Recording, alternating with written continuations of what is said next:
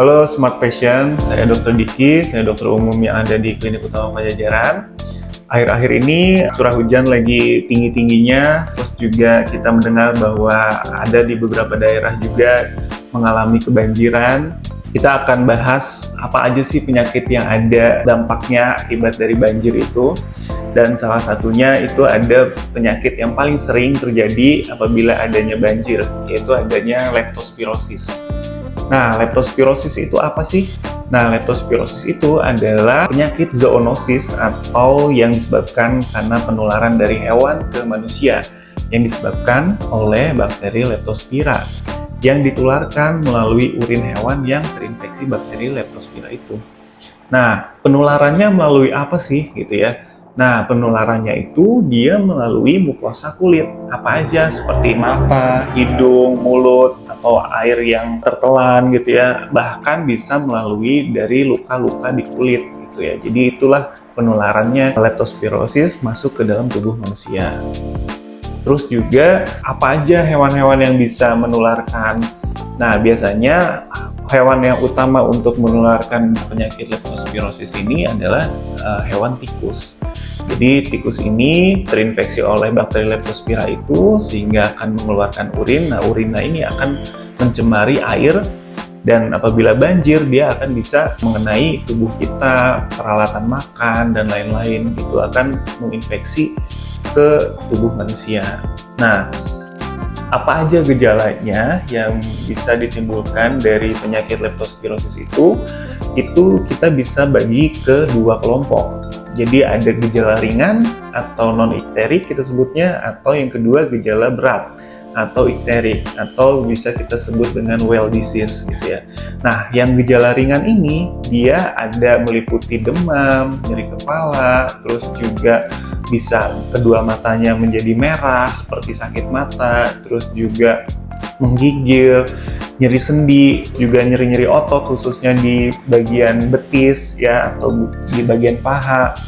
Terus juga dia akan mengalami masa inkubasi itu 7-12 hari. Jadi dari masa paparannya sampai menimbulkan keluhan itu dia biasanya 7-12 hari. Terus keluhan-keluhan yang berat itu yang masuk ke kelompok 2 ini yaitu yang pertama kita bisa lihat apakah adanya ikterik atau tidak. Ikterik itu adalah kuning atau enggak. Jadi kayak sakit hepatitis, jadi matanya kuning, kulitnya kuning gitu ya.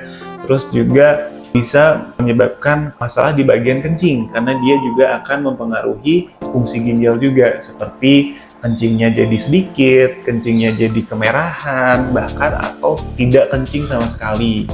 Terus juga bisa menyebabkan adanya pendarahan juga. Jadi dia juga bisa menyebabkan adanya bintik-bintik, terus juga mimisan, bahkan kalau pada pemeriksaan lab juga bisa menyebabkan trombositnya menurun atau trombositopenia.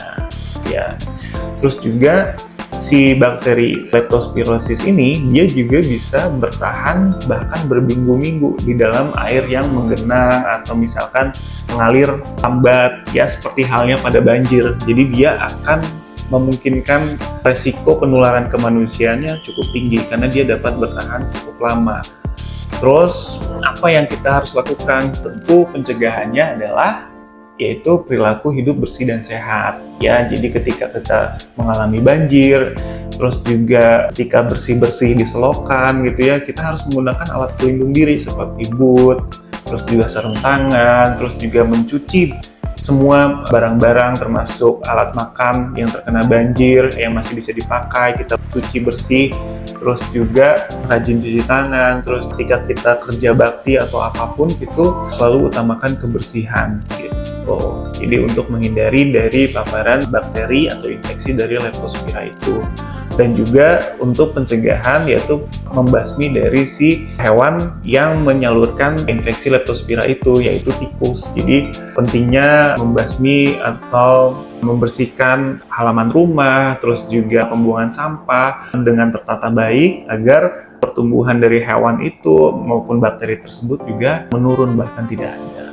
Terus juga apabila Smart Patient mengalami gejala-gejala tersebut, boleh konsultasikan langsung ke Klinik Utama Pajajaran dan juga mendapatkan pengobatan yang tepat. Jadi untuk Smart Passion, jaga kebersihan, jaga kesehatan. Walau cuaca sedang tidak mendukung, tapi kita harus tetap semangat menjalani hari-hari, jaga kesehatan, dan semoga kita terjaga dari semua penyakit-penyakit yang ada. Oke.